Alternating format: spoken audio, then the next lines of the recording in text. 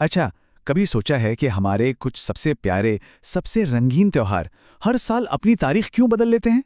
इसका राज दरअसल एक बहुत ही पुराने कैलेंडर में छुपा है। एक ऐसा कैलेंडर जो आज भी हमारी परंपराओं की धड़कन है। चलिए, आज उसी की कहानी को समझते हैं। ये सवाल तो मन में आता ही होगा, है ना? भाई, जनवरी की पहली तारीख तो हमेशा पक्की रहती है, फिर दिवाली या तीज की क्यों नहीं? असल में इसका जवाब सूरज और चांद के बीच की एक बहुत ही दिलचस्प कहानी में छिपा है। और वो जवाब है विक्रमी कैलेंडर। देखिए, जो कैलेंडर हम रोज इस्तेमाल करते हैं वो सूरज के हिसाब से चलता है, पर यह विक्रमी कैलेंडर सूरज का नहीं बल्कि चांद का पीछा करता है। और बस इसीलिए हमारे त्योहार भी किसी तय तारीख पर नहीं बल्कि चांद के घटते बढ़ते रूप के साथ मनाए जाते हैं। लेकिन अब यहाँ एक मजेदार पेंच है। चांद का जो साल है वो सूरज के साल से करीब 11 दिन छोटा होता है। अब सोचिए, अगर हम सिर्फ चांद के हिसाब से चलते तो पता चलता कि हमारी दिवाली गर्मियों में और होली कड़ाके की सर्दियों में आ रही है। तो फिर सवाल ये है कि ये कैलेंडर मौसमों के साथ अपना तालमेल बिठाता कैसे है? तो इसका हल भी ना बड़ा ही अनोखा है। देखिए, हर साल जो एक 11 दिन का फर्क आता है उसे बराबर करने के लिए हर तीसरे साल कैलेंडर में एक पूरा का पूरा एक्स्ट्रा महीना ही जोड़ दिया जाता है। जी हाँ, और इसी महीने को अधिक मास कहते हैं। यही वो जादू है जो हमारे त्योहारों को हमेशा सही मौसम में बनाए रखता है।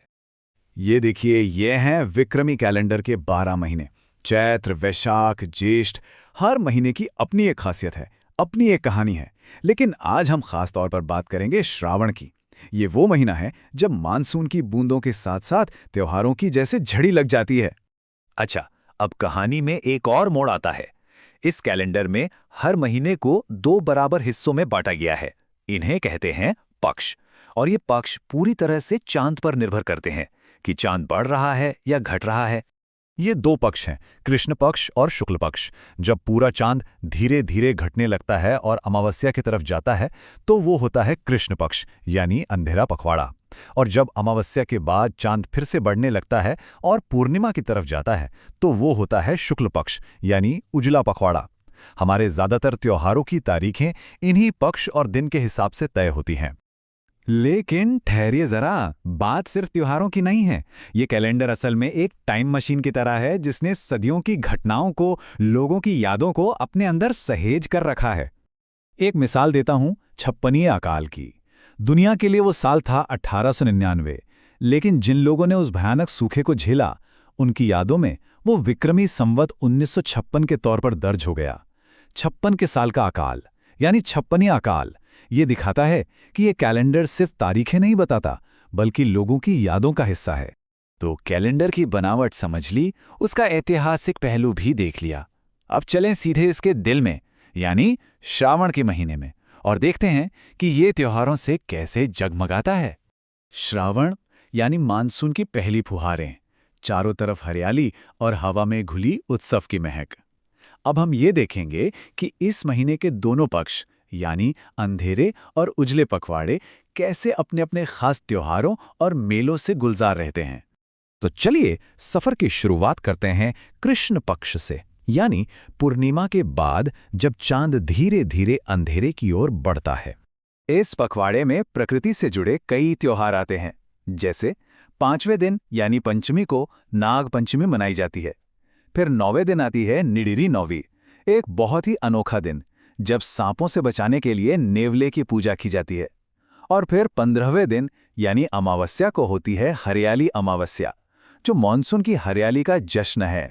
पर बात सिर्फ घर के त्योहारों तक ही सीमित नहीं है। श्रावण का असली रंग तो तब दिखता है जब गांव और शहर बड़े बड़े मेलों में एक साथ जुटते हैं। जैसे कि उदयपुर में फतेह सागर झील के किनारे लगने वाला खूबसूरत मेला, या फिर ब्यावर के पास मांगलियावास का मशहूर कल्पवृक्ष मेला, जहां लोग एक बहुत पुराने पेड़ से मन्नत मांगने आते हैं। ये मेले इस महीने में एक अलग ही जान डाल देते हैं। तो कृष्ण पक्ष के बाद अब बारी है शुक्ल पक्ष की, यानी अब चांद का अंधेरा घटेगा और वो धीरे धीरे रोशन होकर पूर्णिमा के अपने पूरे रूप की तरफ बढ़ेगा। और इस रोशन पखवाड़े की शुरुआत होती है एक ऐसे त्योहार से जो श्रावण की जान है, उसकी आत्मा है, छोटी तीज। छोटी तीज यानी प्यार, प्रकृति और रंगों का त्योहार। जयपुर में तो इस दिन एक बहुत भव्य शोभा यात्रा निकलती है। नई दुल्हनों के लिए सिंजारा के तोहफे आते हैं और चारों तरफ इंद्रधनुष जैसे रंगों वाला लहरियां पहने महिलाएं दिखती हैं। माहौल ही कुछ और होता है। और फिर शुक्ल पक्ष का ये सफर हमें पहुंचाता है महीने के आखिरी दिन, यानी पूर्णिमा पर, पूरे चांद की रात। और इस दिन होता है एक ऐसा त्योहार जो हम सबको एक धागे में बांधता है, रक्षाबंधन। इसे नारियल पूर्णिमा के नाम से भी जाना जाता है। इस दिन श्रवण कुमार को भी याद किया जाता है, जो माता पिता की सेवा का प्रतीक हैं। पर सबसे बढ़कर ये दिन भाई बहन के अटूट रिश्ते और सुरक्षा के वादे का दिन है। वैसे एक बड़ी मजेदार कहावत भी है। कहते हैं कि त्योहारों के साल की असली शुरुआत श्रावण की इसी छोटी तीज से होती है और यह सिलसिला अगले साल चैत्र में गणगौर पर जाकर खत्म होता है। इससे पता चलता है कि श्रावण का महीना हमारी परंपराओं में कितना खास है। तो अगली बार जब तीज का झूला देखें या रक्षाबंधन की राखी हाथ में हो, तो शायद ये ख्याल भी आएगा कि ये सिर्फ त्योहार नहीं है, ये उस प्राचीन कैलेंडर का हिस्सा हैं जो चांद तारों को देखकर बनाया गया था और जो आज भी हमारी संस्कृति को, हमारे रिश्तों को एक धागे में पिरोए हुए है।